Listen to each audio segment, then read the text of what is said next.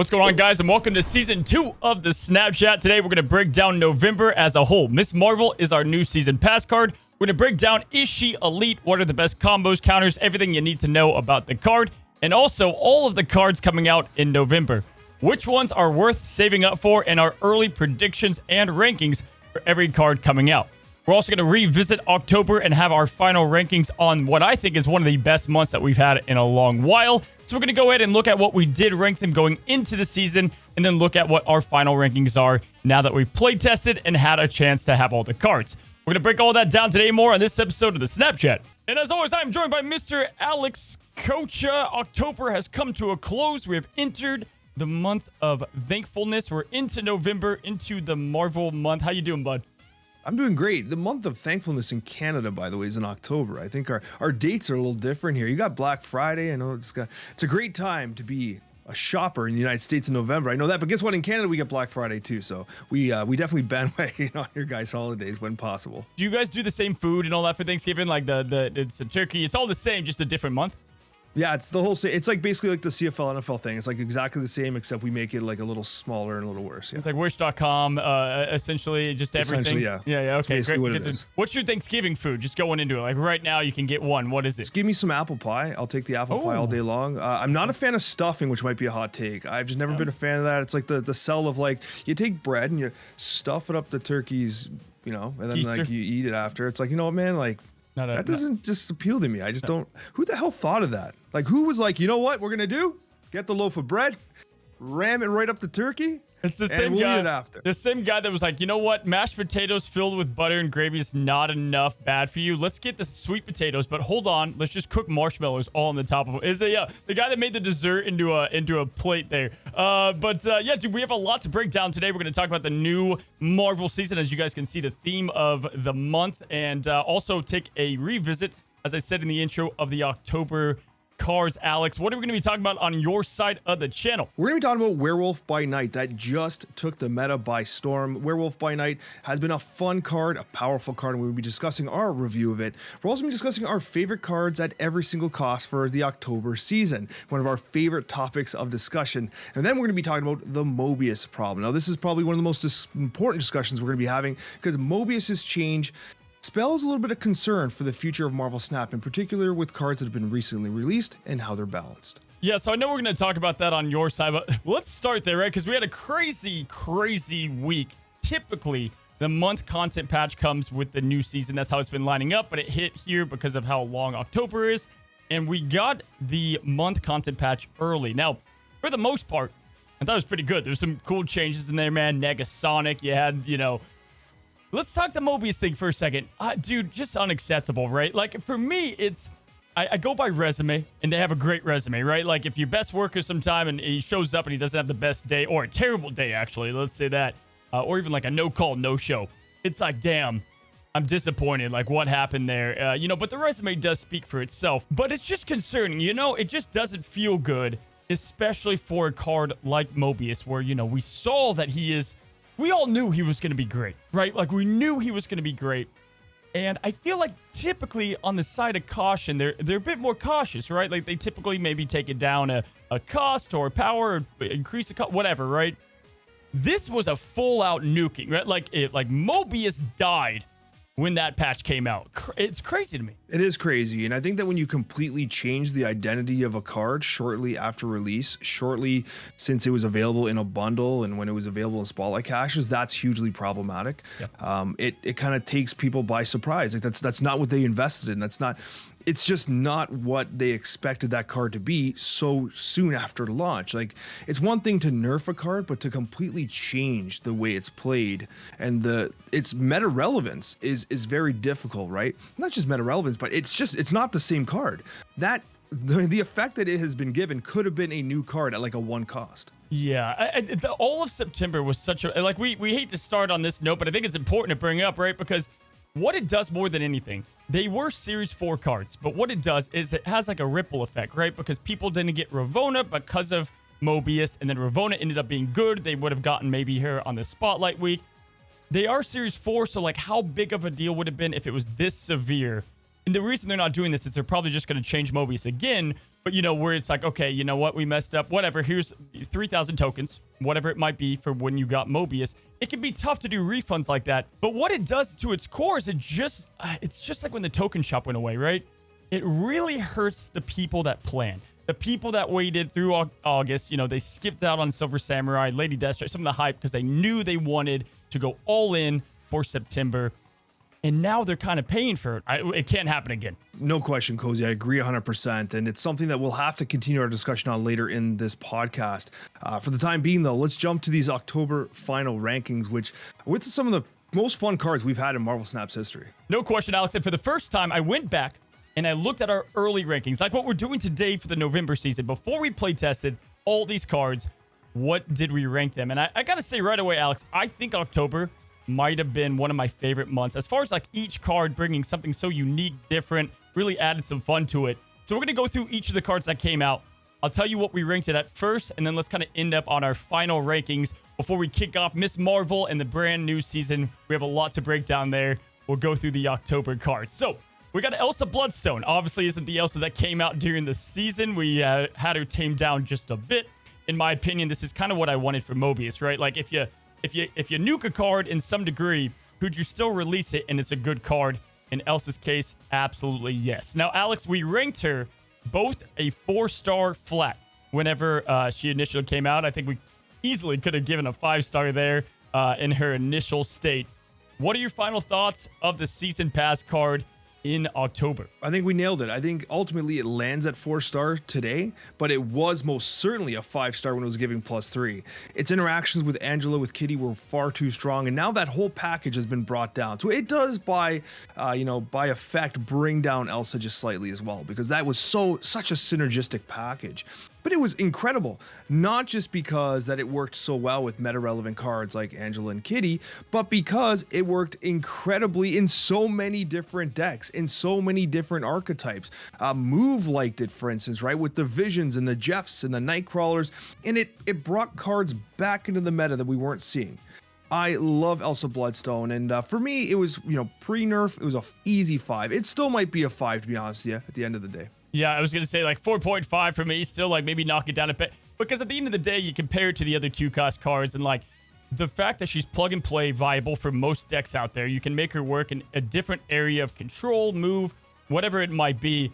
Elsa is going to last for a long time, and I don't think she'll be nerfed again. I think she's in a good spot now as just a great card. She comes back in January in a really good spotlight. I think it has Loki in there too, so that's where she's going to come back for the next time. If you did not get Elsa, I think you'll have your final day today to grab the card. But anyway, Elsa, great card. We said 4.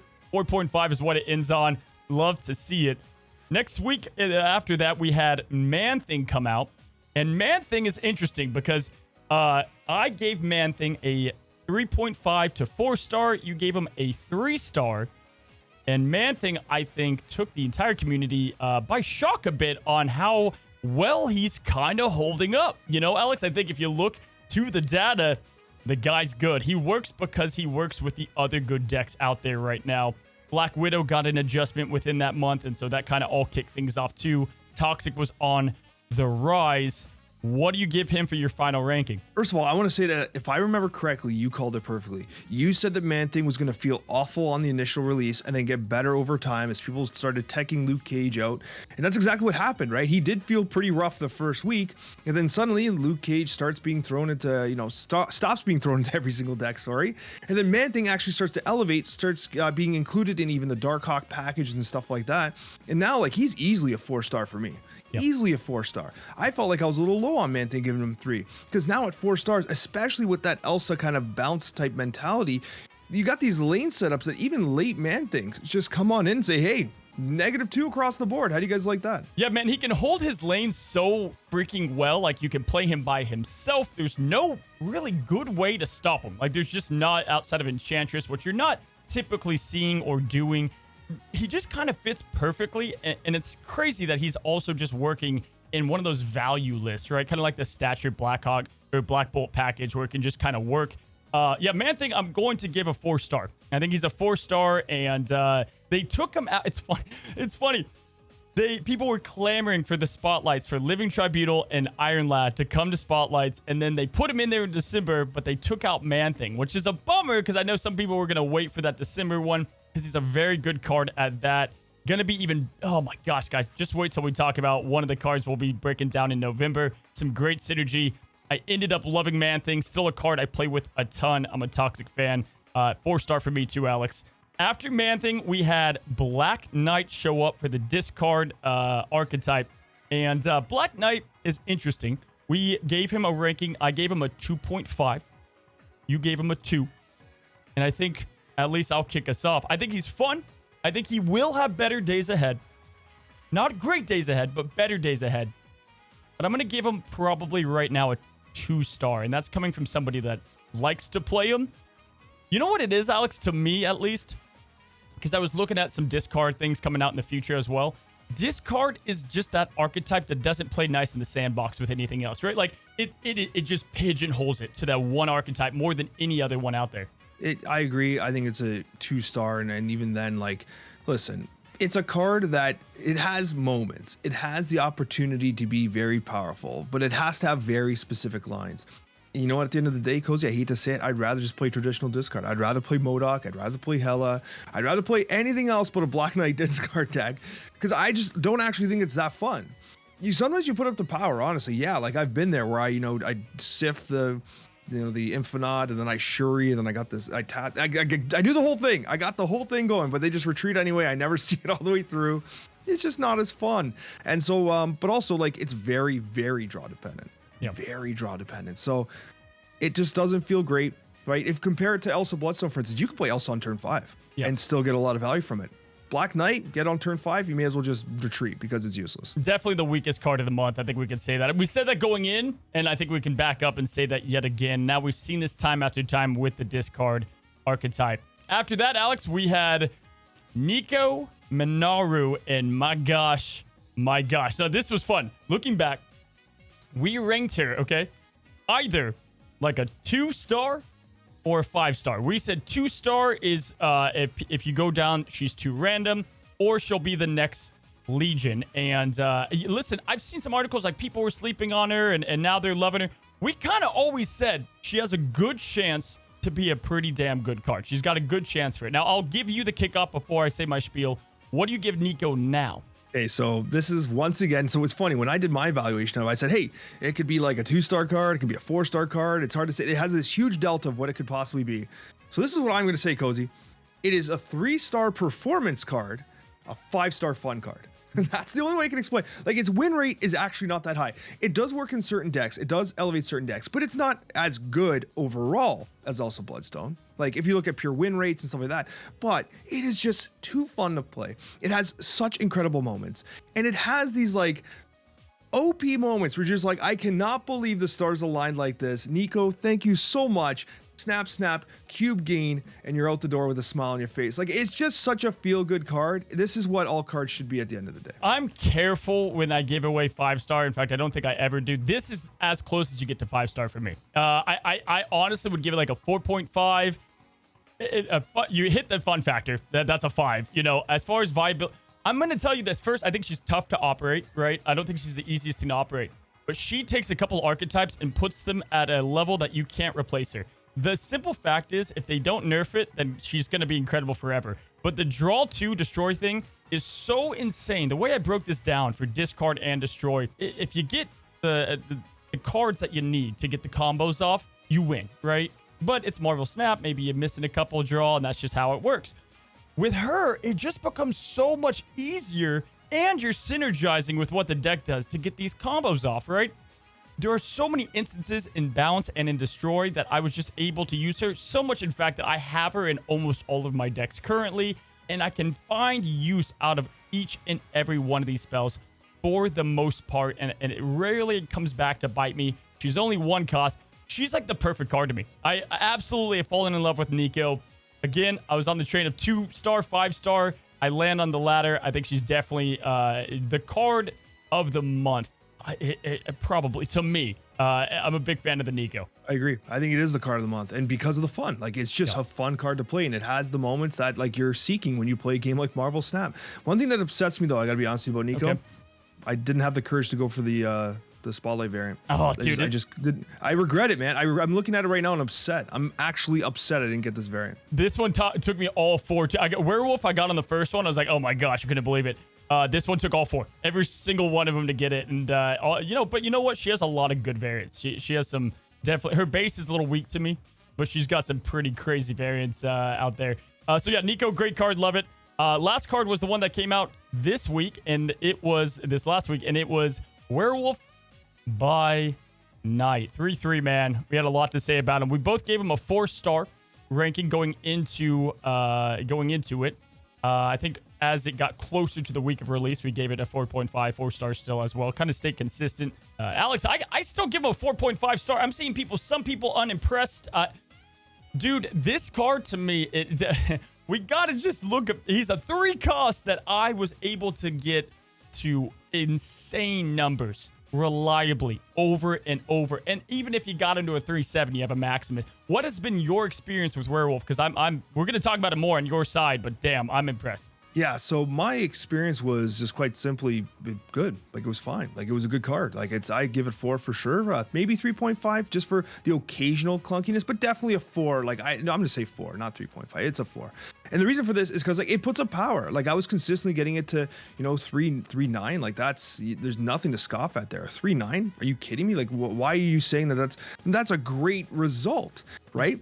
And it's interesting because it made some modifications to existing archetypes where like you got to keep space in consideration. The macro level play, like you don't want to troll yourself by playing a card in the wrong spot. And I really like the way this card plays. It's a very unique flavor. Yeah, I think it's definitely viable. Yeah, to me, my favorite part about him, and again, I can't wait to talk about him more in decks and cards, but I love being able to dictate where he ends up at the very end, right? Like, there's some randomness in a sense to Marvel Snap, but with him, you know exactly where he's going to go. Your opponent doesn't, and they have to try to adjust their lanes accordingly, and you can flip the biggest of lanes with him, which is, I think, his best trait about him. Yeah, love Werewolf. Definitely a good card. 4.5 to me as well. So if you look at the month as a whole outside of Black Knight, it's great. It's a good-ass month. Really good month of cards, man. So I love to see it. We're going to go into November, but I got to hit you with this. We did on my stream a Halloween candy tier list, Alex. You know, we love tier list over here, okay? What is your S tier, top tier candy? Like, it's like you will steal it without any regard from your children's Halloween bag. You know what? It ranges so wildly for me. Like, we talking chocolate or just pure candy? Oh, let's go together. Okay, can I give you my favorite chocolate bar, then my favorite candy? Yeah, chocolate and candy. Yeah, that works. Okay, chocolate bar for me is going to be the crunchy, which is like the one with the taffy in the middle. I don't know why. It's just always been great for me. You break it in half. You can break it into pieces. You don't like that? I can get one for you right now if you want. What the hell is that? What is that? A Canadian? Is that a Canadian? You don't have that there? We have a crunch bar. A crunch bar. That's the blue package. Crunch is the blue package. The crunchy bar. It's like a taffy filled one. But it's from the Crunch family. It's like a little sister of the Crunch. No, it's by Cadbury. Who's Cadbury? What? What? What's a Crunchy? You've never seen a crunchy bar? I've never seen a Crunchy bar in my life. I gotta get you a crunchy bar. You know what? This is, of course, I was expecting something, and of course, it's something I've never even heard of. So I'm sorry, and I'm trying to wrap my head around it. It's chocolate with taffy in the middle. Yeah. Do you want me to go get one? It makes me feel like that would take my teeth out. You'd lose a crown to that. You can for sure. Like it's just, but it's really enjoyable. It has a really unique texture. It's an amazing chocolate bar. We're gonna have to end the Snapchat with you eating it and giving me your play-by-play review. What about candy? You know what? I've always been a sucker for sour Skittles. I don't know what it is about sour Skittles. Sour Patch Kids. Always love Sour Patch Kids. I mean, those are probably my two big ones. Sour Patch. The reason why I like Sour Patch Kids is because you only need to have one to really get the full flavor experience. You know, some candies, you gotta like smash them in your mouth, and you're eating like so many jujubes at once, and you're just to kind of feel something, right? With Sour Patch Kids, you can have just one Sour Patch Kid, and it just fills your mouth with flavor. You feel like $1,000,000. The thing though with those is I compare it to like Captain Crunch. Like it's a mini civil war happening in your mouth. Like the roof of your mouth is over. It's got no shot. It's just like a bloody mess after that. Like, dude, Man, I was taking my son out trick-or-treating, and this lady's like, you can take one too, Dad. I'm like, I'm good. But she had a warhead in there. You ever have warheads? Oh yeah, we've had warheads before. Oh, they're dude. pretty awesome. Warheads is like how you went hard as a kid. You know what I mean? You couldn't have alcohol, drugs, all that stuff. You're like, you know what I'll do? This sour-ass candy. So I was like, I haven't had one of these in 20 years. Let me try it out. It was great. But now I can't taste anything. I remember being a kid and like, this was like grade school. This sounds so stupid, but people would get like, remember like the Kool-Aid mix, like the powder? Yeah. The Kool-Aid mix powder, right? People would buy like cases of them and bring them to school and just like going, whoa, just chug all the Kool-Aid powder. Their face would be like all blue stained with the Kool-Aid powder. And they'd be like tripping on sugar. It was like the coolest thing when you were in grade 5. I just remember, I don't know why you brought me back in time. You would wake up the next day, you'd wake up feeling great the next day too. After that, dude, if I did that today, if I did a whole Kool-Aid powder, I'd be dead. There'd be no Snapchat. I can promise you that. Anyway, yeah, my favorite candy, I don't know. I'm a simple man. I'm a big Reese's guy. Kit Kats are pretty good. Probably for chocolate. For candy, Swedish Fish, man. Ooh. Oh, Yes. that's a good call too. But that's a very different like flavor profile than like Swedish Fish often comes with the like. Okay, Swedish Fish is like adjacent to Sour Patch Kids if you don't want sour. Yes, I am very like weird with my candy, kind of like you said it too. Like if I'm at a movie, I go snow caps. Like the most like nobody eats snow caps, dude. Nobody. What the hell's a snow cap? Exactly. Okay, I was about to say like there's sometimes you talk Canadian with me. I'm like, we're more alike than different. Today, you mentioned like, oh, you have a mouthful of jujubes. What the hell is a jujube, bro? I don't know. You never heard of a jube? There's a B at the end? Yeah, it's a bee, a jube. Moving on to November, guys. We've got a good season ahead of us. Anyway, happy belated Halloween to you guys. Moving on to November, it is Miss Marvel season, our new season pass card, Alex. We've got the Marvel movie coming out in theaters. That's probably why the theme of it has come out. Miss Marvel is a 4-cost, 5-power card with an ongoing ability. Adjacent locations where your cards have unique cost have +5 power. Now, really simply to break that down, right, guys? If you have 2 costs on the left lane, that lane does not get the +5 power. If somebody plays, a Green Goblin over there and you already had yourself a Thor, does not get +5 power. With that being said, Alex, we got a lot to break down with her and the potential of her. What are your early thoughts? Honestly, I like the design. I think it's cool. Like the idea of having these unique card costs, and I like when the game makes these macro considerations important. That's exactly what we're talking about with Werewolf by Night. Like it's really cool when you have to really think a couple turns ahead as to how you're going to be placing your cards, and that's cool. But my also first impression is this seems like an incredibly restrictive card that might be surprisingly difficult to play because Marvel Snap is never going to give you an ideal board state, is never going to give you the ideal hand. And I'm just like, man, I don't know if we're going to talk stars, but I'm not hot on this card. No way. Okay, what's your star rating? On it. You think this is gonna be strong? Yeah, I'll tell you why. Wait, what's your star rating? I want to hear. I gotta know. Oh, you're gonna put me on the spot. I'm leaning towards like a 2. Like A 2-star? A Black Listen, Knight? Okay, maybe slightly better than Black Knight, but I think 2-3 range is where I'm at. You're that shocked? Yeah. It's an ongoing card, right? Look how many ongoing countering effects we have. Yep. It's going to be maximized in the center, right? Naturally, it's like the Mr. Fantastic situation. Yep. Having unique costs in each location is hard. Locations don't always let you play like whatever the hell you want. Okay. Right? Yeah. No, I'm here for it. Yeah. Dude, Right? I like that you're not so crazy. There's so many things that are like just, hey, card, you want to be good? Slap. Like there's there's like so many red flags here, right? Yes. Okay. So here's my break. Oh, dude, I love this. I was expecting you to just be like, yeah. And here's the great part, right?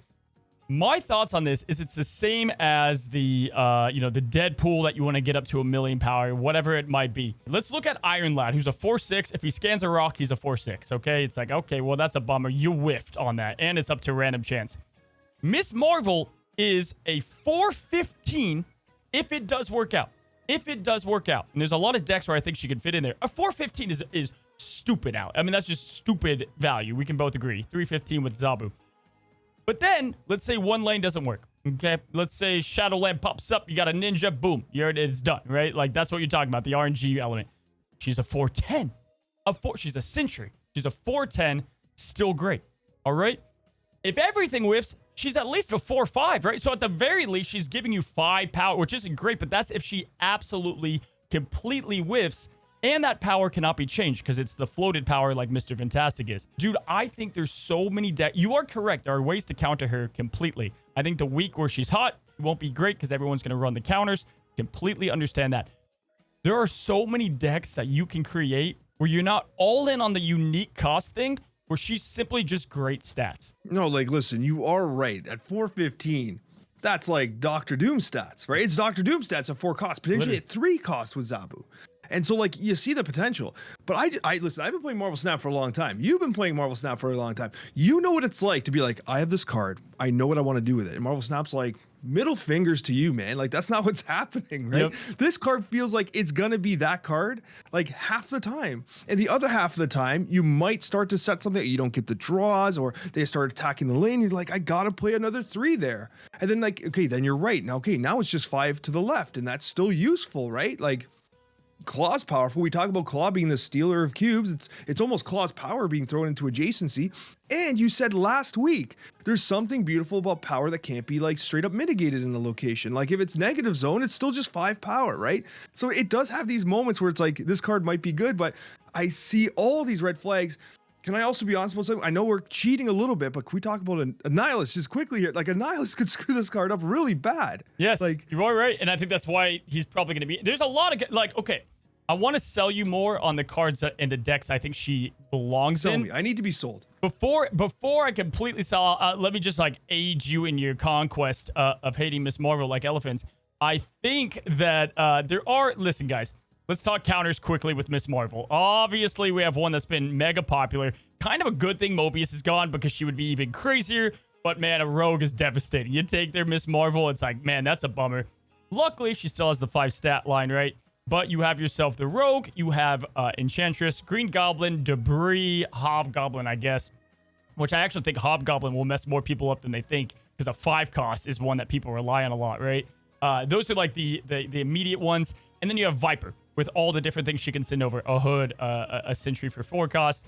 Right, so those are the obvious glaring counters. Let's talk where I think she's going to fit. Now, first of all, the first thing I got to talk about is a unique cost, kind of a new breed of it, if you will, of Spectrum. Spectrum just got herself a nice little buff, all right?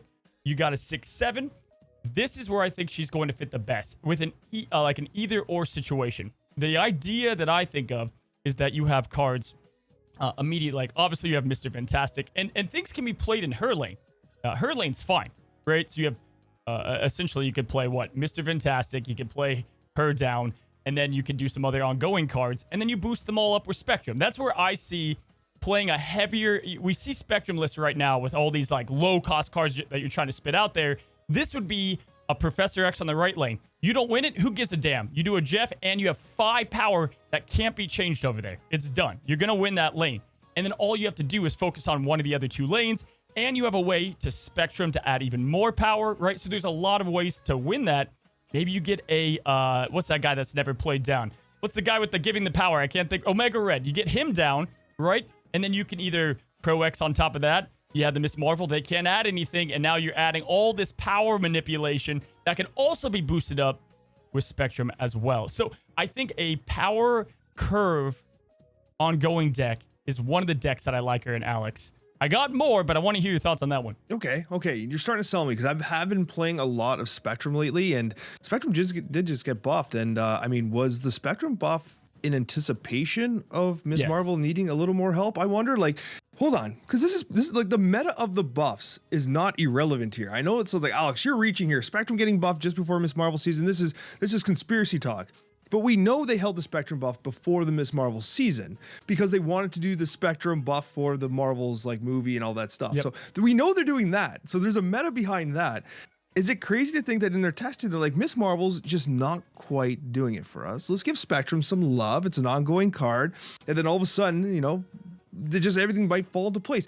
Cozy, are you like 5-heading the developer buff and nerf meta here or what? I think, dude, I saw something on this the other day. Like, people were like, it's preposterous that they save buffs for movies. And I just don't think so. Like, at the end of the day, that's just smart business. It's just smart business decisions, guys. Like, especially for Spectrum or what. Like, I'm not offended if they, you know, I don't like when they do bundle stuff. That blows my mind. But when they do like, hey, it's Spectrum season, they're going to boost it up. And I don't think they hold back buffs because Captain Marvel got her buff back in July. So they're not like holding back everything, but they do boost it up. Spectrum absolutely is going to be an either or card, potentially with Onslaught, going into that mainstay of the deck. Now, Alex, this is where I think I'm going to extra sell it here, okay?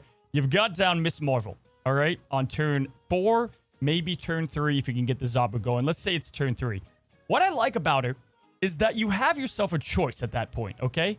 You can play and go extra crazy and get Mystique down in the middle with her, and now you have another 5 on each side. Next play's got to be Professor X from there because you know you're going to win, okay? Maybe a Lithe in the middle. I don't know. You can go that route, or this is where it's crazy.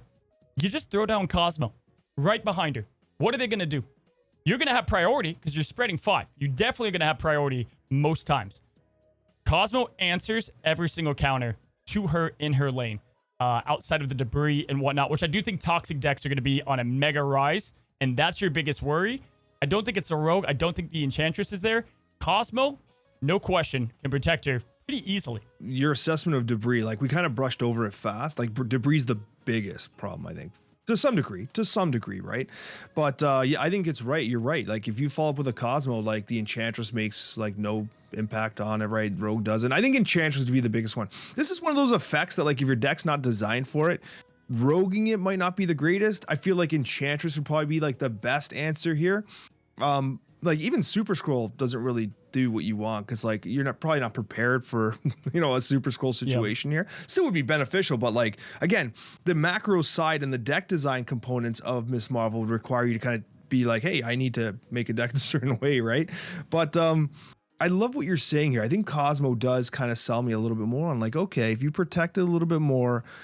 It's still hard to play though. Like for me, it's like Legion taught us that locations are incredibly valuable, are incredibly important, and they're never just going to be perfect for you. Yeah. That like it's the location thing for me. Like, do we have an answer for the locations for Miss Marvel? You play her on the right side, and you get 5 power in the middle, and you have her on the right side. Like that you get to 10 power. You get 10 power there, right? And again, that's the way I view it. Like, imagine too, like you're gonna see these deck builds with Invisible Woman, followed by potentially Fanta, Mr. Fantastic, Miss Marvel, Onslaught on top. And that way you can legit Pro X, potentially, a lane, not care, and then you'll just win out the middle. Like, period, because of how much power you can have pumping into one lane, or Iron Man's in that lane, whatever. It's like the old school Pool 1 deck, right? Where it was like Fanta, Claw, or Iron Man Onslaught. That same thing with Miss Marvel can push out so much, and now Enchantress has to be involved again. Because you will lose to these if you don't have Enchantress. So, that's going to be a mega riser in the month. But Alex, here's another one, right? So the ongoing effect, that's where I think it's going to win. Spectrum to pop it all off, whatever it might be. But also, dude, I think she will maybe have a unique flex slot in a couple of decks. The first one that comes to mind for me is just one where she like can belong in a deck with unique costs. Darkhawk decks, you have Korg, yes, you have Rock Slide, you have Zabu, all different costs. And then you just fill out the rest of the deck, with these other cards that support it that are all like an old Rocks and Hawks deck, right? Like Agent Coulson produces you Perfect Curve. You might as well use that to your advantage, right? And then you have this mega Darkhawk that has a Mystique there to copy it, or you go Darkhawk, Miss Marvel, Mystique. That deck, I think, is going to work really well as in addition. I can't believe it, but it's like you read my notes. I literally have Darkhawk deck seems like the best fit for that exact reason, right? And when you think about what the change was to Rock Slide, taking it down to a 3, like at first I thought it was a bit of a nerf, but now it's like, okay, unique cost, right? Which is cool. It's basically like an automatic Zabu effect, right? Like you lose a little bit of power, but it's like Zabu's already in effect for it, which is cool. It just works, Korg, Rock Slide, for all the reasons you said. I think it's actually a very capable deck, right? Yeah. Mystique could be in one location, Miss Marvel in the middle, Darkhawk in the other. It's really well balanced for this type of archetype. And it's a little less susceptible to the location stuff because you have such a wide variety of costs, right? And effects as well, right? So, because you have on-reveal effects, you have ongoing effects, so Isle of Silence can't destroy you, stuff like that. So, I love the call out. Darkhawk deck seems like a very natural fit for this, and probably what I would go to number 1. She's a great answer for free to play or new players to Jeff in the Pro X problem too. I think like that's a huge counter, or reason that she's there to help out with the Storm, make Storm more relevant again, whatnot. Into the deck. Here's my last little nugget that, like, okay, I get that the list is tight. Maybe you can make it work somewhere. But to me, it's like, all right, if we look at all the counters that are Very tough on her. What about, it's almost like a Phoenix Force deck in some sense, but when you have Venom and Carnage involved in decks, right? All of a sudden you have one card that takes over the complete lane and you shut down whatever RNG that happened. You shut down goblins, you shut down debris, and now you just have a 3 cost or just a 2 cost with Carnage. Now, this deck, there's no way I'm cooking this much, but like, let's say this isn't a Phoenix Force deck where you do kind of have these random destroy cards. Destroy typically needs to be all in, so I don't think she would make sense in that deck. But in the sense of the word, it's like, imagine killing Miss Marvel, Phoenix forcing her, and you can move that power. Do I need 5 power here? Do I need 10 power in the middle, right? That's kind of a fun thing. But like, I think Destroy is going to be great to help Miss Marvel in some ways as well. Not my preferred deck. I'm going the ongoing route, but, just food for thought here. It is interesting because also just Destroy has the natural ability to just reduce the number of variables in any lane, right? Like, oh, there's the stupid Savage Land Raptors, whatever. Well, Carnage, right? You play Venom Zola, and then all of a sudden it's like you Venom the lane, you clean it up, you Zola it, you split it, and next thing you know it's like Miss Marvel could be sitting there just like, hey, enjoy your power. Like it's not a problem, right? I think that the playstyle will be a little more complex, and I wonder if like you're lacking enough things that you can't get the Venom vertical enough to really make it worth it. You know what I mean? Especially with like, you're going to get a lot of junk. This season is going to be very junky, right? So I think that Destroy might have, I mean, it might actually be a good season for Destroy because they get to really counteract that junk well, but the power levels might be lower. I don't know. It's a good thought. My last thought before we go into November's cards here, and this one's like, wait a second, all right? Okay, what's another ongoing card? And you think like, well, how do you do unique stuff here? Dude, I feel like, and this is why I'm giving her such a high rank. I think it should be bonkers. I think an Electro ramp deck is going to work wonders with her, right? Because what you can do with this is bonkers. You have yourself some ongoing cards going out there early, right? Ebony Maw, whatever, okay? And then you top it off with Electro that leads into Miss Marvel. And then what you could do with this is a lot of different things, right? You could play the Onslaught on top of your Miss Marvel, bam, play them right in the middle, and then pick your lane of a 6 cost and a 5 cost, right? Where Miss Marvel's just complementing this deck extensively. Sandman, God forbid. You're getting 5 power on each side, limiting it only to 1 play per turn. That's where I think this could be a really juicy deck too. It's interesting. So it's like the idea of like, instead of doing like an Electro into, like a Doom Odin combination or something like that, which sends 10 power, you're thinking about using Onslaught to double the effect and then do some additional reach on turn 6 with another drop. That's pretty interesting. It's a different approach to playing an Electro style ramp deck that I had not prior considered. Like it could in theory feel bad to play something like a Miss Marvel on turn 4 when you've Electroed on turn 3, right? Because usually you want to be greedy, right? But you don't think it matters. Still 15, and what's cool is you have an either or, because freaking Spectrum now, if you get Sandman out, Spectrum can now help all your 1-cost cards, Miss Marvel and Sandman, with 1 boom. So you have like multiple playline wins. You go Onslaught or Spectrum. Dude, this is cooking, but I love it. I think that we're going to see this that come out maybe. But then you also get, Alioth will be in there just because he's a great card to have as a protection. Cosmo, there's ongoing cards that can kind of work into this. We'll have to see. I think this will be a greedier list, but it's another kind of home that I see. So with all that said and done, you gave her a 2-star rating at the beginning. Oh, can we make it a 3? Man, I don't want to be that easily to be convinced. Fair enough. Fair enough. Like, I still have my doubts.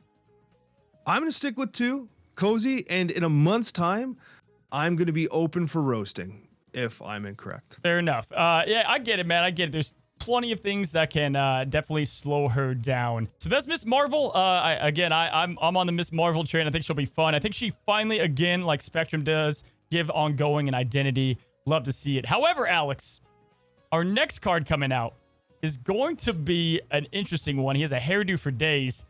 Gladiator is our first card coming at a really good spotlight. He's a 3-cost, 7-power card. On reveal, you're going to add a card from your opponent's deck to their side of this location. If it has less power than Gladiator, you're going to destroy that card right away after their on reveal effect.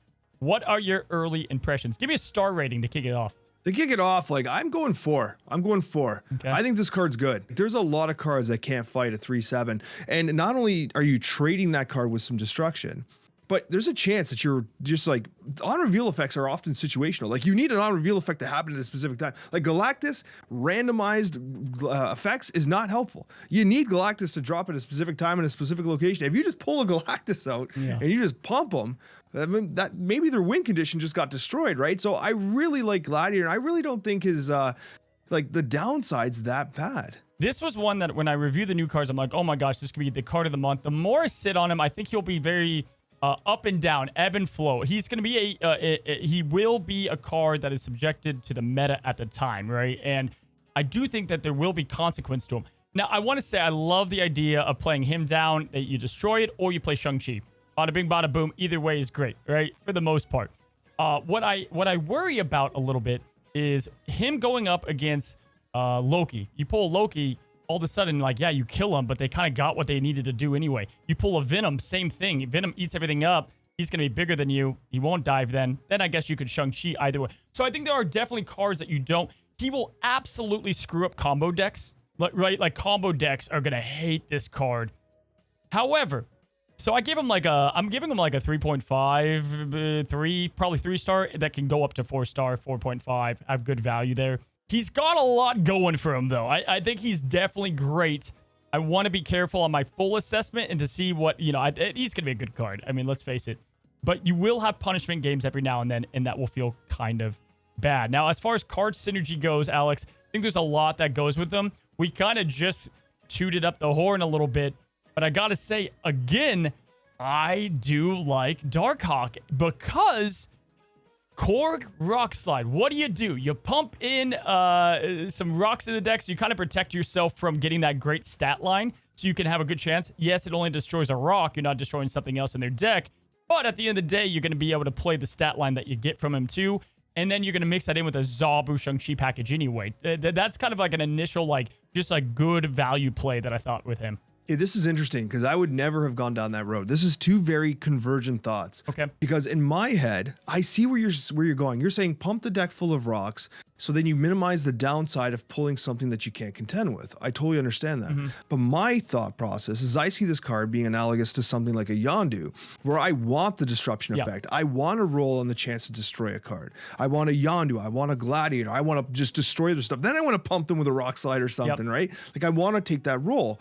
And I think that there's a couple ways you can mitigate this too. Like if you think about it, like Darkhawk, pull on a full lane. Doesn't matter, right? Play Glad on a full lane. You just get the value than Silver Surfer or whatever, right? That's cool. It's the more fun list. It's the more fun, there's always the fun list and the value list. The one I was saying was like, okay, if you want him for the good stat, the good value, you could go that route. But I do agree. I think more people will play him the way you are saying, right? Just the simple forge into him. You get 9 power. Good luck. He's going to be anything he pulls out there. You win the game, right? Like, that's where I do agree 100%. I don't want to skip past what you said, too. Play him in a full lane, right? Play him in a full lane, and you're good to go. He plays a lot like Maximus, right? You got Cosmo. You can play with him. Invisible Woman, same story, right? Like, it's going to all work the same. In a 3-7, outside of a Werewolf by Night, fudging up the numbers pretty heavily, a 3-7's, obviously fantastic. It's a great stat line. And the other side to it is I know we talk about the punishment side, but your opponent can't snap into you playing Gladiator. Yeah. Right? So if you pull something like you pull their Doom and you trade the Doom with the Doom bots go and it ends up in a Death's domain or whatever, then they snap. You're like, oh, and you just retreat. Yeah. Right? They're not going to be like, this guy's playing Gladiator. He's going to pull my Giganto. You know what I mean? It's not like they can't preemptively snap this. So the chances of you getting, maybe if they snap on you, you're like, man, do I run the risk of Gladiator or do I retreat? Like maybe that's the decision making you play. But if he pulls something awful for you, right? If he pulls Mr. Negative and they just get that for free and start drawing early, then yeah, maybe they snap and you just leave, right? Yep. But I think the punishment side, like if people are really focusing on the punishment, I don't think it's as bad. Yeah, I totally see that. I think he's going to be a fun call. I like him in Conquest, too. I like the threat of him, right? Like, you get him out on the first game, and then the rest, they're like, oh my, are they going to Gladiator me?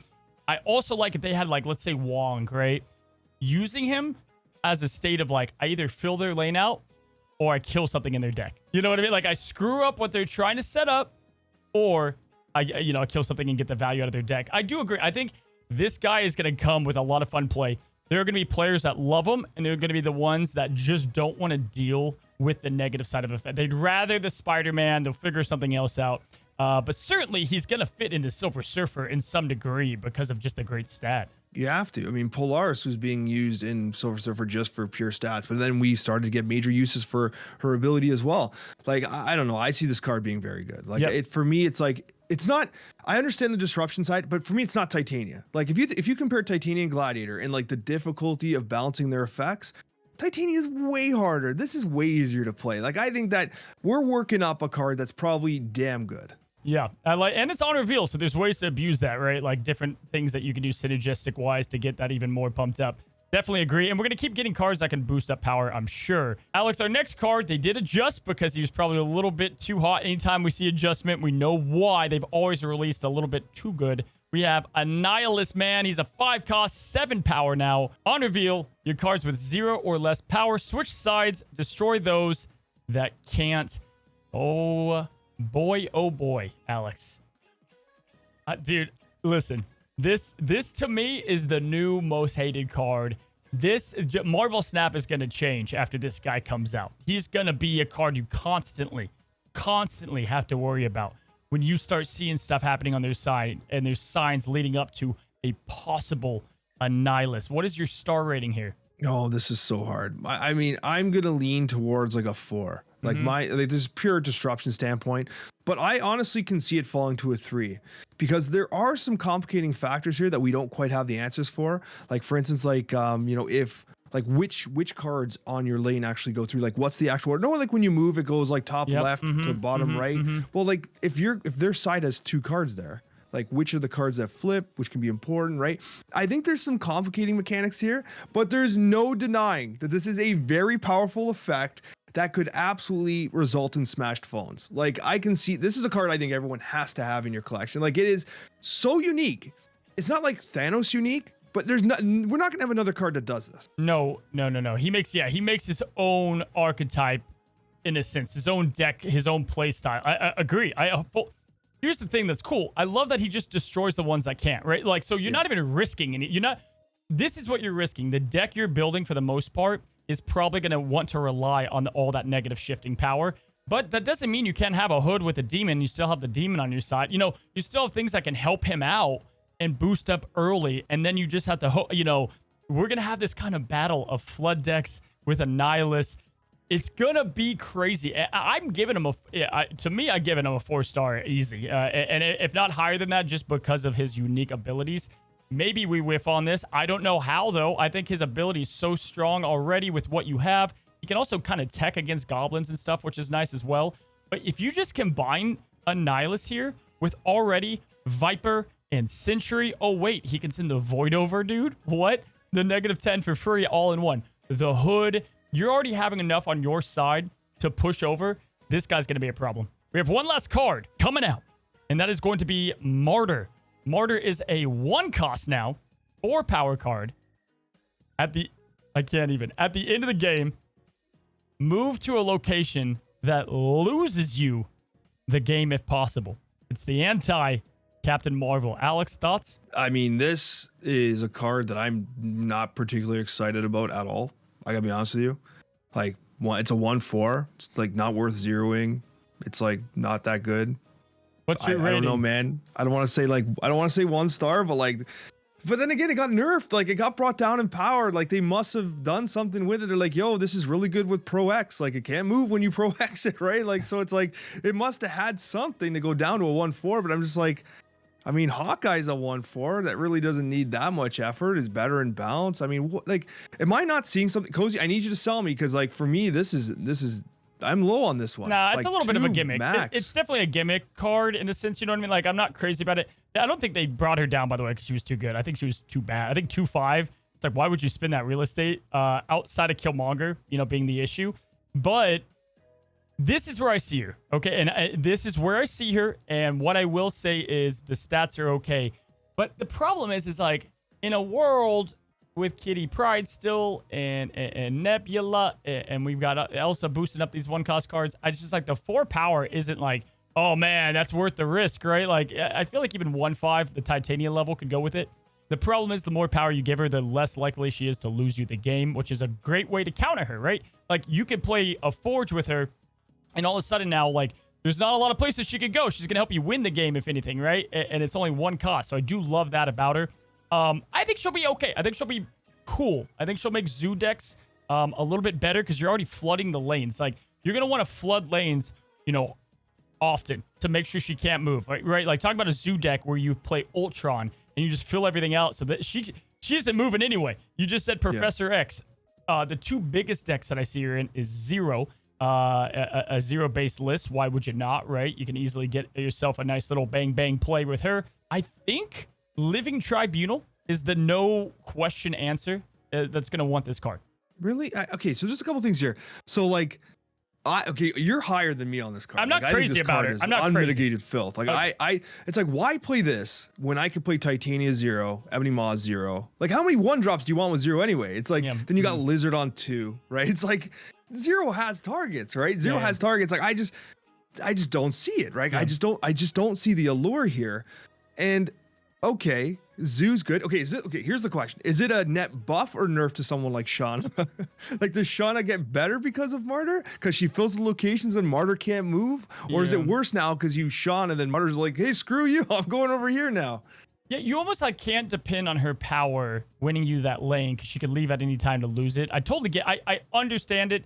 But, dude, I mean, I don't know. If you think about it, you can, she's good Venom bait, I'm not trying to say she's a good card.